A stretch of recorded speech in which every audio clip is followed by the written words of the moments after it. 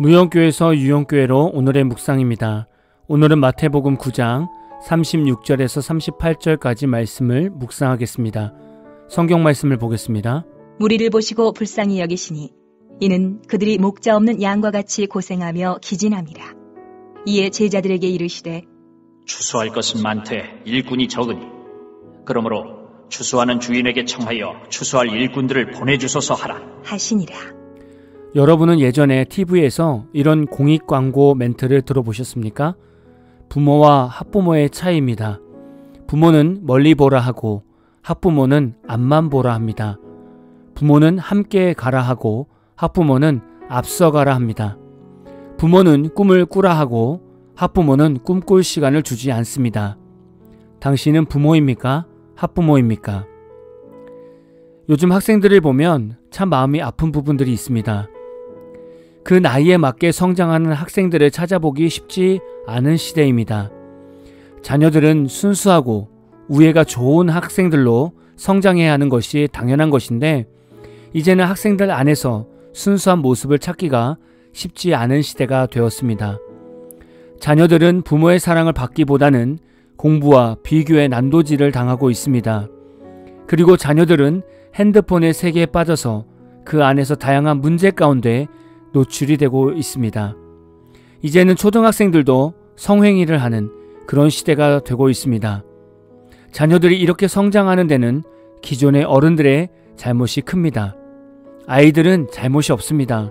왜냐하면 아이들은 하얀 스케치북과 같기 때문입니다. 어른들이 세상을 만들어주는 대로 그 세상에서 아이들의 마음에 그림이 그려집니다. 지금 자녀들을 보면 사랑을 받는 것 같지만 애정 결핍이 있는 모습도 있고 부모가 있으나 부모가 없는 것처럼 살아가는 학생들이 너무나 많습니다. 목회자 입장에서 학생들을 볼 때 참 마음이 아플 때가 많습니다. 목회자는 일반 사람들처럼 세상적으로 넉넉하지 않기 때문에 학원이나 취미생활에 많은 돈을 들이지 못합니다. 그래서 다른 시선으로 학생들을 바라보게 됩니다. 부모들이 좋은 것들을 제대로 주었다면 지금 이 시대의 학교에서는 좋은 일만 있어야 합니다.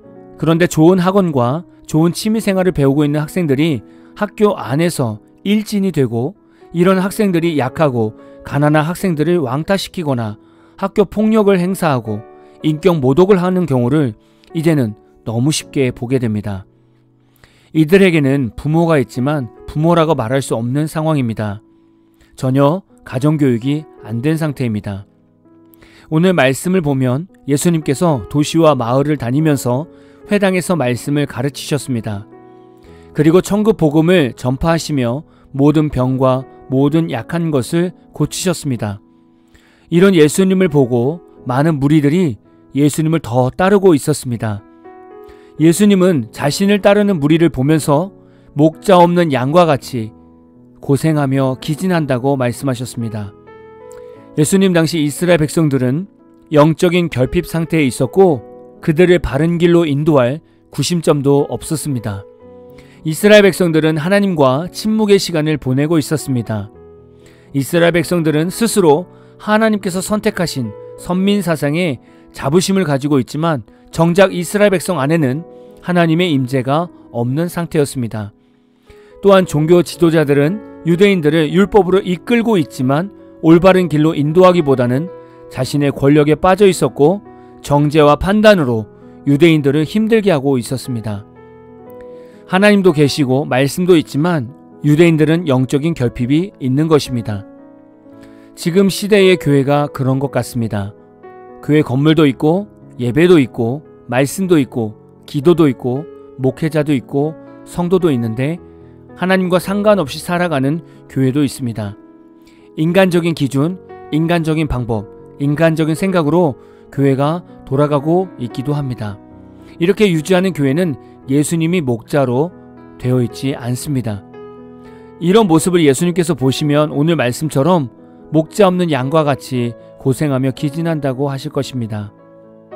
앞으로 교회는 시스템과 고퀄리티 교회 문화도 중요하지만 이제는 다시 말씀과 기도로 돌아가야 하는 시대가 되었습니다. 예수님은 목자 없는 양과 같은 유대인들을 보면서 추수할 일꾼이 적음을 말씀하고 있습니다. 예수님께서 오심으로써 이제는 하나님과 단절이 되었던 유대인들에게 천국 소망의 길이 열린 것입니다. 유대인들에게 필요한 것은 천국으로 인도할 일꾼들입니다. 일꾼은 바로 예수님의 제자들이었습니다. 예수님의 제자들이 세워져야 유대인들을 천국으로 인도할 수 있습니다. 지금도 마찬가지입니다. 예수님이 주인이 되는 교회와 목회자가 더 세워져야 많은 사람들을 천국으로 인도할 수 있습니다. 말씀 묵상하시는 여러분께 기도 부탁을 드리겠습니다. 지금 우리 시대에 예수님의 제자로서 복음으로 살아가는 목회자가 세워질 수 있도록 기도해 주십시오. 목회자는 누구보다 예수님을 사랑해야 하고 순종해야 하고 복음으로 살아가야 합니다. 그러나 세대가 변하면서 점점 목회의 순수성을 잃어버리는 목회자가 세워지고 있습니다. 이런 문제는 저도 물론 포함이 되어 있습니다.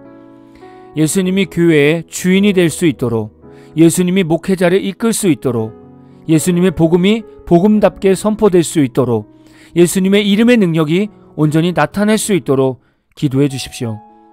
오늘 말씀을 묵상하시고 나의 목자는 예수님이 되고 있는지를 묵상하시고 교회와 목회자와 여러분의 사명을 위해 다시금 묵상하는 하루 되시기를 진심으로 소망합니다.